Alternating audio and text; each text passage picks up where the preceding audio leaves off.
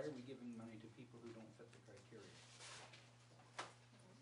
That was So a I decision guess- made in the past. Okay, so I guess it's something we have to talk about and decide, because we want to be fair, right? Yeah. Yeah, some of the ones are the agricultural things that have been long-term donations to, and Yeah. we just carry those on when we set up our criteria. Yeah. Councilor Owen? Well, just a couple of questions, Shannon. I noticed you did make a recommended adjusted total for a couple of the sections, but not for all four of them. Yes.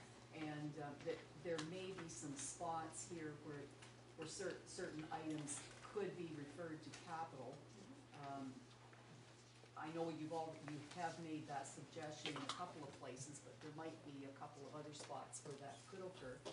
And I guess as I look through it, I mean, you've whittled it down from what, 60-some thousand to 52, and I guess as you say, there are a number of items here that don't necessarily fit the criteria strictly, and that we have made the donations in the past with appeals to the council, of course. So, I mean, another option is, are there recommendations here that you have for whittling this down to a manageable figure? I think in our budget binder we have 30,000, give or take a little bit, allocated for these. Is that something have you looked at that, or are you prepared to give us some suggestions? If you want to hear my suggestions, I can give them to you. Yeah. Okay. One of my suggestions starts with the Small World Nursery School. If we can convince them that this is our property, our playground, that can be moved to capital. That's $5,000 right there. Sorry, and that's in which section? The first one. Yeah. The United Church Camp. I did talk to them today. They have this free day, free camp that they're offering, trying to generate more interest with the camp. The participants from last year, the majority came from Forest and along Lake Shore, so Clinton, Wyoming, as well as Mountain Shores.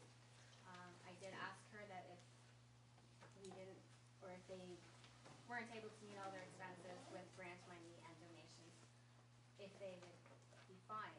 And they're like, oh yeah, the larger corporation would look after us. So there's somebody else that, you know, they are looked after if we can't. The rebound program, I told her as well, the $2,000 they have requested would stay within Lambton Shores. It's a program for children to deal with their issues and stuff that they have. So that would stay in Lambton Shores, but again, it is a registered charity, so technically do not qualify.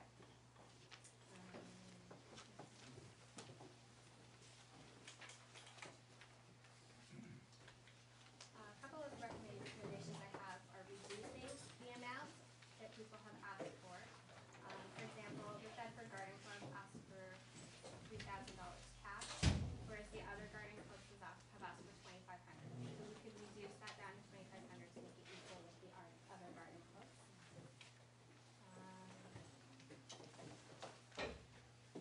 Same with the Grand Man Canyon fireworks. They asked for $7,000.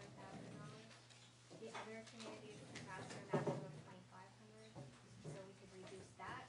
That's another $4,500 there. Just, Councilor Ross, question? Yeah, that one kind of caught me when I saw it. It was like it was probably the largest increase. It was the largest one. They must have said something in their application to tweak your mind. They wanted to increase, they're thinking about increasing activities this year. So that's why they've asked for more money. But Around the fireworks, right? around the fireworks, yeah, more children's activities throughout the day and building up to the fireworks event.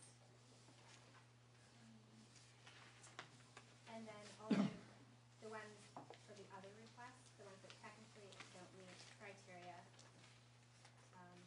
the police committees and the film group, it comes to about $2,200 there. So with all those recommendations that got it down to about $31,000.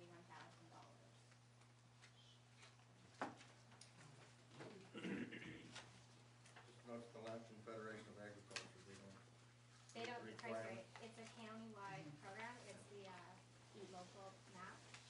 Which Dr. Ponson? I guess this is something for us to discover, or to discuss.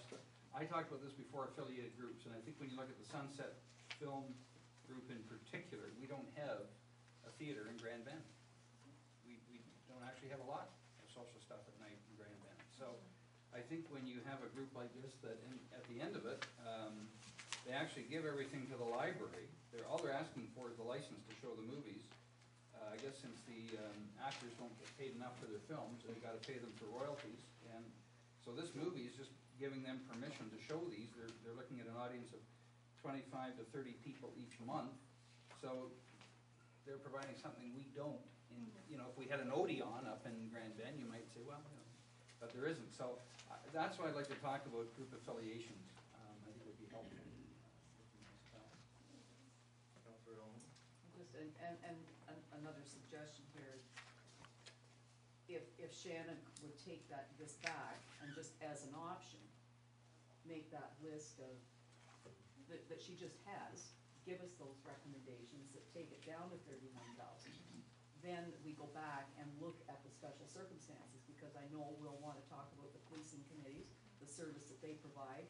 Councilor Bonasio, you just made a good point about a service that we don't provide. So those are the kinds of discussions that we should have then at the budget table when we do look at it. But that would give us a starting point to work from. Councilor Russell? I agree with Councilor Oman, and I think part of that report I'd also like to see is, if, for example, you said community policing committees, right? If, for example, community policings could be under the clerk's department and governance, which in fact they originally, that was their intent, they're a community of council of sorts, then maybe we could also add to the fact of a recommendation where they should go into different business units. But going back to Councilor Bonsteel's point, I think the other thing is that we heard from Shannon here that there was quite a few that didn't meet the criteria. Well, last year and the year before, when I was at budget, I remember hearing that before, but we didn't change the criteria or to put the exception in the criteria where we wouldn't have this discussion again. In other words, I think historically we've funded some of them, right? So maybe if we could ask for maybe a change to the bylaw or the circumstances that dictate it, because it's 3 or 4 of them that I saw last night again. I read and I thought, those are the ones that we talked about last year and the year before that didn't meet the criteria. Maybe we just have to play with the criteria a bit about those ones, just so that then we don't have to, you know where I'm going with that? And then maybe we'd have 3 lists, and then we could do what Councilor Roman suggested in the budget. So. Okay. Deputy Mayor Day? Yeah, just a couple of thoughts. I think you've done an excellent job of giving all kinds of suggestions there, Shannon. Thank you for thinking it through. I noticed that a number of them have increased from the last time that they applied. And that, I have a hesitation to increase it so significantly in a number of cases. And also, I was noticing the community beautification options there that, for example, Bedford has asked for a significant more than the other communities.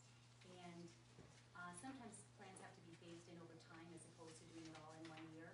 And I would feel more comfortable with maybe giving everybody an equal amount, so we're not setting a precedent that we all can move towards ultimately. And it's very hard to justify if we're giving one community more and not giving the others a similar amount. So that's something to keep in mind as well. I noticed that you're hesitant to, the farming or agricultural associations that are county-wide, there's hesitation to include those as eligible. But I know I was just at the Farm Safety Association meeting this past week, and they were giving statistics about